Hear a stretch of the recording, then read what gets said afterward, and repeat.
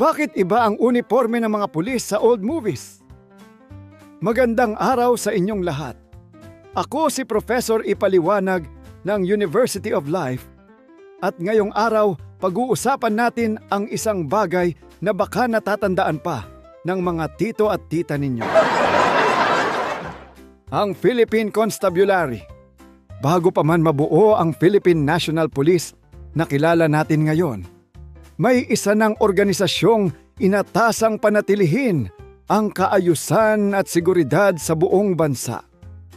Sa loob ng maraming dekada, ang Philippine Constabulary ay naging isa sa pinakamakapangyarihan at pinakakilalang law enforcement organization sa Pilipinas.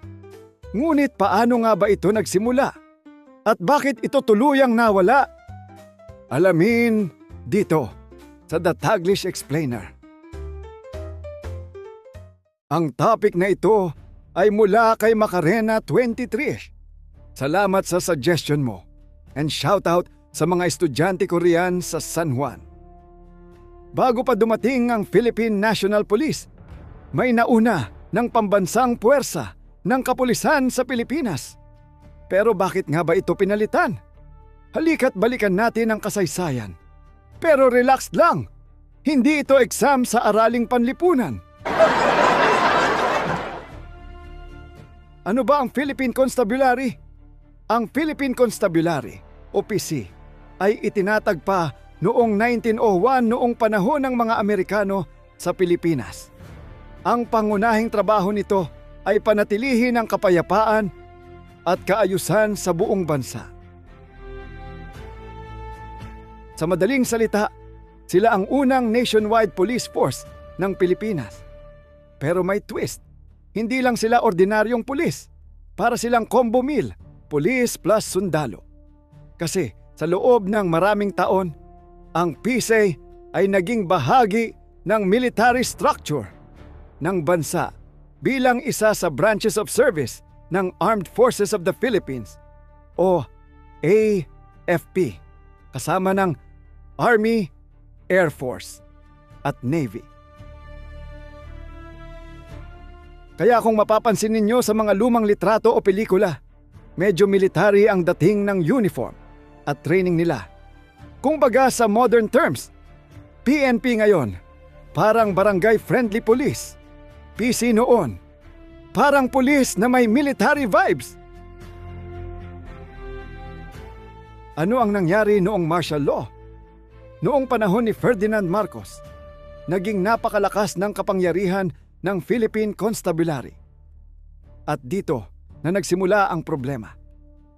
Maraming ulat at reklamo noon tungkol sa abuse of power at human rights violations ng ilang miyembro ng PC, lalo na noong martial law period. Hindi ibig sabihin lahat ng miyembro ay masama. Marami ring matitino at matapat. Pero dahil sa sistema noon, naging malakas ang koneksyon ng pulisya sa military at sa political power.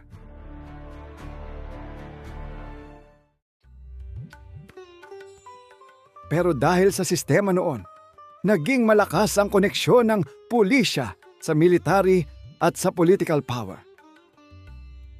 Noong martial law rin ay itinatag ang Integrated National Police na binuo ng mga lokal na pulisya, pati na ng Fire and Penitentiary Services.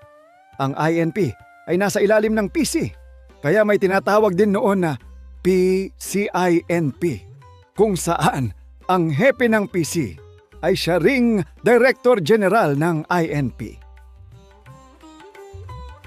Pagkatapos ng People Power Revolution noong 1986, ginusto ng bagong pamahalaan na baguhin ang sistema ng policing sa bansa.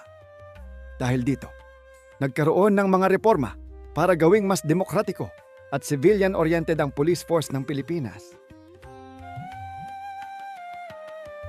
At dito na pumasok ang batas. Ito ang batas na nag-utos na pagsamahin ang Philippine Constabulary at Integrated National Police at bumuo ng bagong organisasyon, ang Philippine National Police. Opisyal itong nagsimula noong 1991. Ang malaking pagbabago? Ang bagong police force ay magiging civilian agency, hindi bahagi ng military. Kung baga, dati, pulis na parang sundalo. Ngayon, pulis na para sa komunidad. Bakit kailangang palitan? May 3 pangunahing dahilan. Una, civilian control. Gusto ng gobyerno na ang police force ay hiwalay sa military para mas malinaw ang kanilang papel sa isang demokratikong bansa. Ikalawa, reform at modernization. Kailangan ng bagong sistema ng training, organization at accountability. Ikatlo, image at public trust. Matapos ang mga kontrobersya noong martial law, kailangan ng bagong simula para sa police force. Kaya ipinanganak ang Philippine National Police. Interesting fact, alam nyo ba na maraming dating miyembro ng Philippine Constabulary ang lumipat din sa bagong PNP? Kung baga sa basketball team, hindi lahat ng players pinalitan, pero binago ang coach, strategy, at playbook. Ito rin ang dahilan kaya may mga graduate ng Philippine Military Academy o PMA ang nasa PNP kahit meron namang Philippine National Police Academy o PNPA. Sila kasi ay mga dating military officers ng PC na naging mga unang opisyal ng PNP. Kaya kung may nagsabi sa inyo, mas disiplinado ang pulis noon, o kaya naman, iba ang PC dati. Ang totoo, hindi lang simpleng pangalan ng nagbago. Nagbago ang buong sistema ng policing sa Pilipinas. Sa madaling sabi, ang Philippine Constabulary, ang unang National Police Force, bahagi ito ng military structure, kaya medyo militar ang estilo ng pagpapatupad ng batas. At matapos ang martial law at people power revolution, nagkaroon ng panawagan para sa police reform. Kaya sa pamamagitan ng Republic Act 6975, binuo ang Philippine National Police, isang civilian police force na hiwalay sa military. Ako si Professor Ipaliwanag ng University of Life.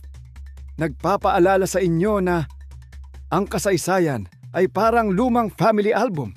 Minsan nakakatuwa, minsan nakakagulat. Pero importante para maintindihan natin kung bakit ganito ang sistema natin ngayon.